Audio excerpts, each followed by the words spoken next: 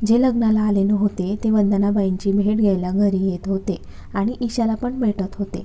पण यात मात्र ईशा कुठेतरी हरवली होती. तिला अनिरुद्ध जे बोलला तेच आठवत होतं. ती खूप घाबरत होती.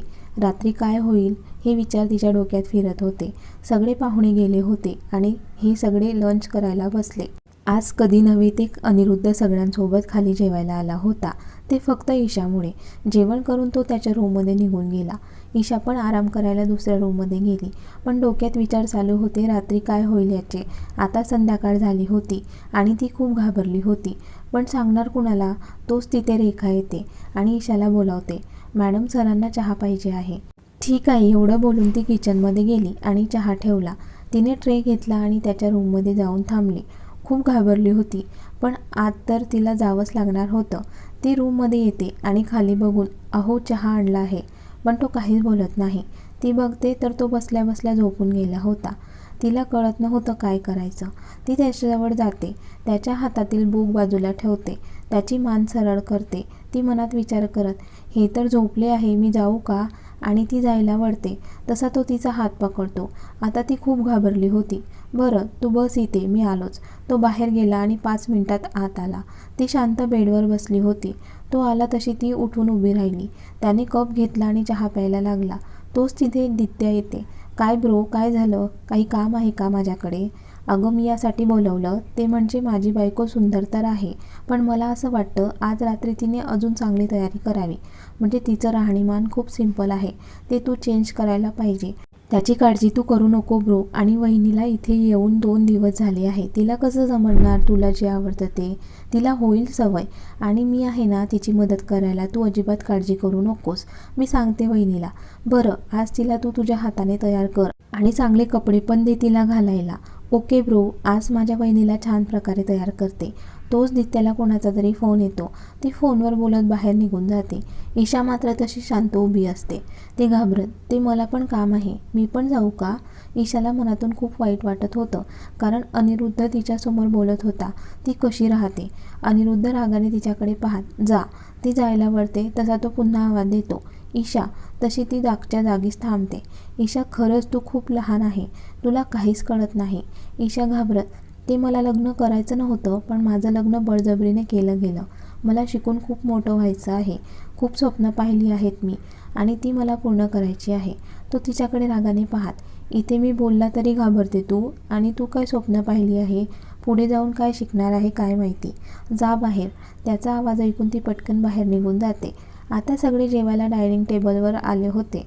ईशा पण शांत बसली होती. तिच्या शेजारी एक चेअर रिकामी होती. ती चेअर बघत अनिरुद्ध तिच्या शेजारी बसतो. आज रात्री तो घरी आहे हे सगळ्यांसाठी एक सुखद धक्का असतो. सगळ्यात जास्त आनंद तर त्याच्या आईला झाला होता कारण खूप वर्षानंतर तो असा सगळ्यांसोबत जेवण करायला आला होता. नाहीतर ऑफिस ते पार्टी करून घरी येणं हे तर त्याचं रोजचं झालं होतं. तो शेजारी बसला म्हणून ईशा अंग चोरून बसली होती. भूक तर खूप लागली होती पण त्याच्या भीतीने खात नव्हती. त्याने त्याचं जेवण संपवलं आणि तो रूममध्ये निघून गेला. तो गेल्यानंतर ईशा पटापट जेवण करायला लागली. पूर्ण पोट भरून जेवण केलं तिने आणि दित्याच्या रूममध्ये गेली. इकडे सोनल अनिरुद्धची वाट पाहत होती की आज कसा आला नाही. त्याचा वेट करता करता तिने बाटली संपवली होती आणि ती बडबड करत होती. खरं तर तिला समजलं होतं की अनिरुद्ध आज तिला भेटायला येणार नाही. याचं तिला खूप वाईट वाटत होतं. अनिरुद्धची खूप सवय झाली होती तिला. तिचे मित्र तिला समजावत होते, सोनल तुझं मगासपासून काय सुरू आहे? आपल्याला झेपेल तेवढी प्यावी माणसाने. एक शब्द पण बोलू नका. तिचा मित्र तिला शांत करत, सोनल आता तू या गोष्टीचा स्वीकार कर की अनिरुद्धचं लग्न झालं आहे आणि तो तुझ्याजवळ येणार नाही. आता त्याचं लग्न झालं आहे आणि मान्य आहे तू त्याची गर्लफ्रेंड आहे, पण तो लग्न करायला स्वतः तयार होता आणि त्याने लग्न केले पण. आणि आज तर तो इथे अजिबात येणार नाही कारण आज त्याची फर्स्ट नाईट असेल. तू इथे पीत राहा आणि तो त्याच्या बायकोबरोबर प्रेमाचे रंग उधळत असेल. आता तिला तिच्या मित्राच्या बोलण्याचा राग येतो. इकडे दित्या ईशाला छान प्रकारे तयार करते आणि अनिरुद्धच्या रूममध्ये घेऊन येते. इकडे रूम खूप सुंदर प्रकारे सजवली होती. सगळीकडे गुलाबाची फुलं, ठिकठिकाणी लावलेल्या कॅन्डल, बेडवर हार्ट शेप काढून त्यात I&A काढलेलं होतं. ते सगळं बघून ईशाच्या अंगावर सरकन काटा आला. खूप घाबरली होती ती. दित्या तिच्याकडे पाहत, वहिनी मला कळतंय तुझ्या मनातील कारण या गोष्टीसाठी अजून तू खूप लहान आहे आणि माझा ब्रो कधी कधी खूप मोठ्याने ओरडतो, पण त्याला तू अजिबात घाबरू नकोस. आणि ब्रोला तू खूप आवडली म्हणून तू इथे आहे. तो तुला त्रास नाही देणार. हां, थोडा अकडू आहे पण तेवढा प्रेमळ पण आहे. दित्याचं बोलणं ऐकून ईशा आता नॉर्मल झाली होती. बरं, तू बस इथे, मी जाते. ती शांत बेडवर बसते. काही वेळाने अनिरुद्ध रूममध्ये आला. त्याने दरवाजा बंद केला. त्याचं लक्ष तिच्याकडे गेलं तशी त्याच्या चेहऱ्यावर गोड स्माईल आली. ईशाला बघून अनिरुद्ध विरघळत होता. त्याला काय होतंय त्याचं त्याला पण कळत नव्हतं. त्याला बघून ईशा खूप घाबरली होती. तो जसजसा तिच्या जवळ येत होता तसतसं ती थरथर कापत होती. आता तो तिच्या खूप जवळ होता. ती घाबरून खाली पाहत होती. तो काहीच न बोलता तिला घट्ट मिठी मारतो. त्याला लक्षात आलं होतं ती घाबरली आहे. ईशा, तू आधीपासून अशी घाबरते की फक्त मला घाबरते? आणि तू घाबरलेली मला अजिबात आवडत नाही. तिच्या सिल्की केसांमधून हात फिरवत तो बोलत होता. का घाबरते मला? तिने सिंपल साडी घातली होती तरी त्यात ती खूप सुंदर दिसत होती आणि तिच्या ओठांवरील तीळ बघून तर तो फ्लॅट झाला होता. सिंपल मेकअपमध्ये पण तिचं सौंदर्य उठून दिसत होतं. साडीमधून तिची ती नाजूक कंबर त्याला अजूनच घायाळ करत होती. खरं तर त्याच्याजवळ खूप मुली आल्या पण अनिरुद्ध कधी एवढं गुंतला नाही तेवढा तो ईशाला बघून गुंतला होता. त्याला खूप भारी वाटत होतं. तो तिच्याकडे एकटक पाहत होता आणि ती खाली पाहत होती. तो तिच्या चीनला हात लावून तिचा चेहरा वर करतो तशी ती त्याच्याकडे पाहते. खूप हँडसम दिसत होता तो. शर्टचे पहिले 2 बटन ओपन होते. त्यातून दिसणारी त्याची बॉडी.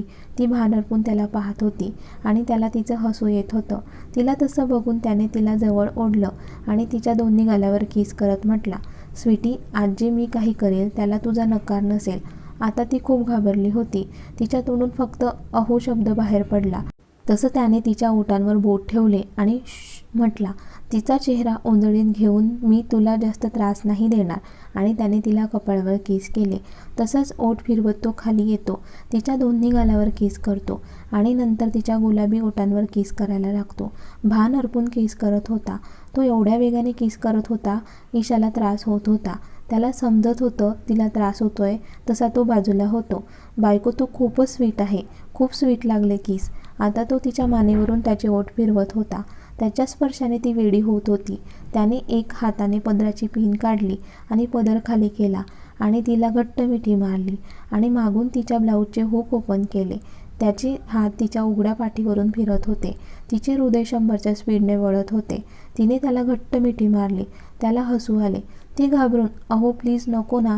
बायको, नको हा शब्द तू विसरून जा. आणि त्याने तिचे ब्लाऊज तिच्या शरीरापासून वेगळे केले. आता त्या दोघांमधील कपड्यांचा अडसर दूर झाला होता. ईशाने तर घाबरून त्याला घट्ट मिठी मारली होती. खरं तर ईशाला ते नको होतं पण आता तिचा नाईलाज होता. त्याचे हात तिच्या पूर्ण अंगावरून फिरू लागले आणि तो तिला पूर्ण शरीरावर किस करू लागला. आता त्याला जे पाहिजे होतं त्याने ते केलं. तसं तिच्या ओटीपोटाच्या खाली वेदना झाली आणि ती जोराने ओरडली. तिच्या डोळ्यातून अश्रू येत होते. पण इकडे अनिरुद्धचं मन भरत नव्हतं. तो तर त्याचा वेग जास्त वाढवत होता आणि इकडे ईशाला अजूनच त्रास होत होता. शेवटी तो दमला आणि बाजूला झाला. बायको, हे पहिल्यांदा होतं ना म्हणून तुला त्रास झाला, पण नंतर हळूहळू सवय झाली की त्रास नाही होणार तुला. तिच्या कपड्यावर किस करत तो बोलत होता. बरं, आता खूप उशीर झाला आहे, झोप. आणि तो पण झोपून जातो. पण ईशा जागी असते. खूप रडत असते. रडत रडत कधी तिचा डोळा लागतो तिला पण कळत नाही. सकाळी तिला लवकरच जाग येते. ती बेडच्या खाली उतरते तसं तिला खालच्या भागात दुखत असतं. ती हळूहळू चालत असते. अनिरुद्ध झोपलेला होता. बाथरूममध्ये गेली आणि तिने पुन्हा अश्रूंना वाट मोकळी केली. काही वेळाने ती फ्रेश होऊन बाहेर आली आणि आरशासमोर उभी राहून स्वतःकडे पाहत होती.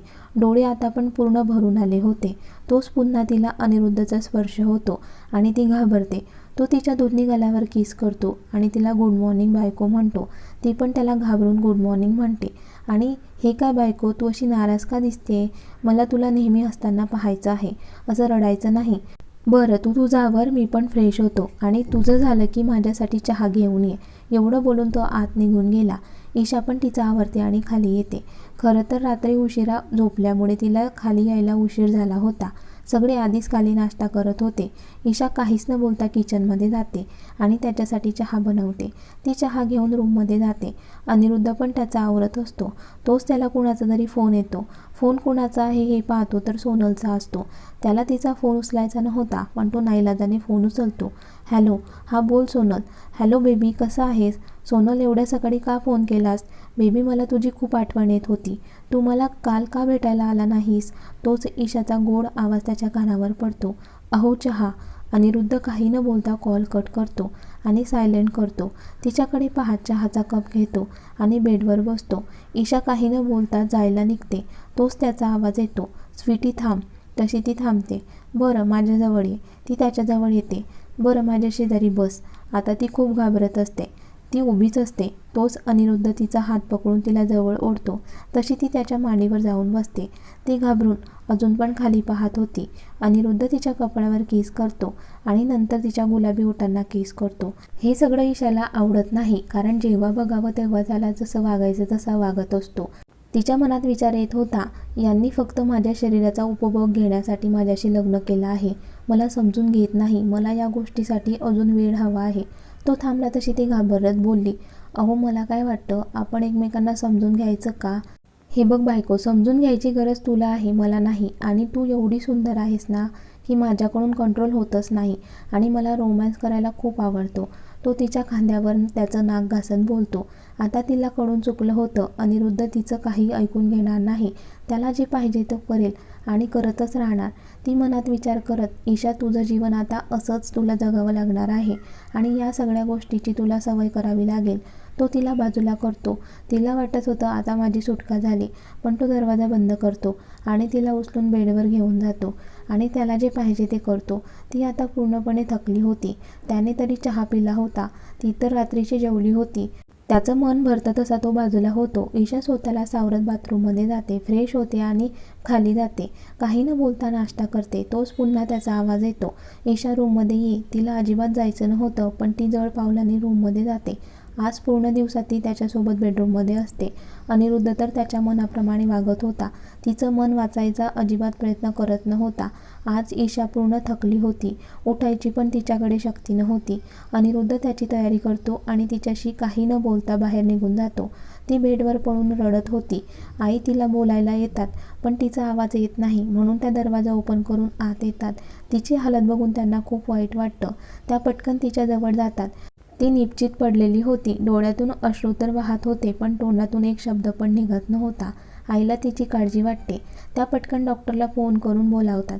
काही वेळाने डॉक्टर येतात आणि तिला चेक करतात. खूप वीक दिसत होती ती. तिला सलाईन लावतात. डॉक्टर रेणू, आता ईशा कशी आहे? हे बघा, तिची हालत खूप खराब आहे. एकतर ती अनिरुद्धपेक्षा वयाने लहान आहे, त्यात नाजूक आणि बारीक पण. अजून लग्न होऊन 2 दिवस झाले तर तिची हे अवस्था आहे. तर पुढे जाऊन अजून काय काय होईल काय माहिती. मला माहिती आहे लग्न झाल्यानंतर नवरा बायकोमध्ये जे होतं ते नॅचरल आहे, पण त्याचा जर त्रास बायकोला होत असेल तर नवऱ्याने पण तिला समजून घेणं गरजेचं आहे. फक्त त्याच्या फायद्यासाठी असा त्रास का द्यायचा? आणि तुम्हाला कळायला पाहिजे होतं, कारण ती त्याच्यापेक्षा खूप लहान आहे. तर तुम्ही लग्नाला माघार घ्यायची होती.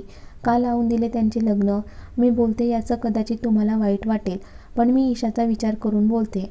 पण तुम्ही एक गोष्ट मात्र करू शकता, ती म्हणजे ईशाची काळजी घ्या आणि अनिरुद्धला पण समजवा. मी काही औषध लिहून देते, ते ईशाला वेळेवर द्या. एवढं बोलून डॉक्टर निघून जातात. आई ईशाजवळ येऊन तिच्या डोक्यावरून हात फिरवत, बाळा मला माफ कर, माझ्यामुळे तुला एवढा त्रास होतोय. त्यांचे डोळे भरून आले आणि त्या उठून बाहेर निघून गेल्या.